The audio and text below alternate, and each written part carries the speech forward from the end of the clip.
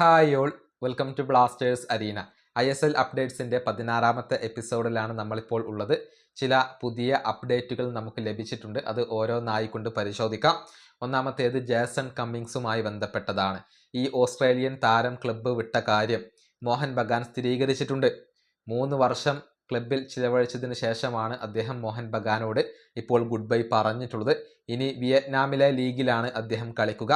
മോഹൻ ബഗാന് വേണ്ടി 88 മത്സരങ്ങൾ കളിച്ച കമ്മിങ്സ് 33 ഗോളുകളും 12 അസിസ്റ്റുകളുമാണ് ഇതുവരെ സ്വന്തമാക്കിയിട്ടുള്ളത്. ഒരുപാട് കിരീടങ്ങൾ അദ്ദേഹം നേടുകയും ചെയ്തിട്ടുണ്ട്.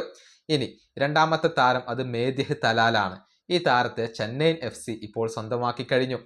കഴിഞ്ഞ സീസണിൽ ജംഷഡ്പൂരിന് വേണ്ടി കളിച്ച മധ്യനിര താരമാണ് മേദിഹ് തലാൽ. ജംഷഡ്പൂർ പ്രവർത്തനങ്ങൾ അവസാനിപ്പിച്ചതോടുകൂടി ഇദ്ദേഹം ചെന്നൈയിൻ FCയിലേക്ക് വരികയായിരുന്നു. ഇന്ത്യയിൽ വളരെയധികം എക്സ്പീരിയൻസ് ഉള്ള ഒരു താരമാണ് തലാൽ. ഇനി മൂന്നാമത്തേത് ISL മീഡിയ റൈറ്റ്സുമായി ബന്ധപ്പെട്ട അപ്ഡേറ്റ് ആണ്. അതായത് ഈ റൈറ്റ്സ് സ്വന്തമാക്കാൻ വേണ്ടി 5ഓളം കമ്പനികൾ ആദ്യം രംഗത്തുണ്ടായിരുന്നു. ഇതിന് ബിഡ് നൽകേണ്ട അവസാന തീയതി ഇന്നലെയായിരുന്നു. അതിപ്പോൾ പൂർത്തിയായിട്ടുണ്ട്.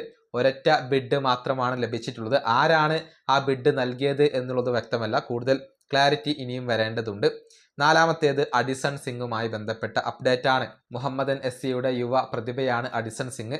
താരത്തെ സ്വന്തമാക്കാൻ വേണ്ടി ചെന്നൈയിൻ FC പരമാവധി ശ്രമിച്ചിരുന്നു. അത് ഫലം കണ്ടിട്ടില്ല എന്നാണ് അറിയാൻ സാധിക്കുന്നത്. അതായത് മുഹമ്മദൻ SC ഈ താരത്തെ കൈവിടാൻ തയ്യാറായിട്ടില്ല. ഇനി അഞ്ചാമത്തെ അപ്ഡേറ്റ് സ്റ്റീഫൻ എസേയുമായി ബന്ധപ്പെട്ടതാണ്. ഈ താരത്തെ ഒഡീഷ FC ഇപ്പോൾ സ്വന്തമാക്കി കഴിഞ്ഞു. അവരുടെ ഇത്തവണത്തെ ആദ്യത്തെ വിദേശ സൈനിങ് ആണ് ഇത്. കഴിഞ്ഞ സീസണിൽ ജംഷഡ്പൂർ FCക്ക് വേണ്ടി കളിച്ച പ്രതിരോധ നിര താരമാണ് സ്റ്റീഫൻ എസെ.